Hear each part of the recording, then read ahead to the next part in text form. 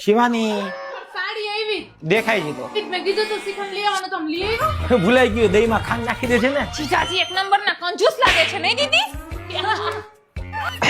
શિવાની ચા તો મૂક યાર હા જીજાજી મારી બેનને તો તમે રસોડામાંથી નવરી જ નહીં થવા દેતા હોય ને થોડીક થઈ તો ચા બનાવી દે ને કોફી બનાવી દે ને આ બનાવી દે ને ઓલું બનાવી દે ને મારી બેન ઘરે એટલું કઈ કામ ન કરતી હો અરે ઘરે ન જાવ સારી સાહેબાનો હાલો હવે ઘરે મોકલો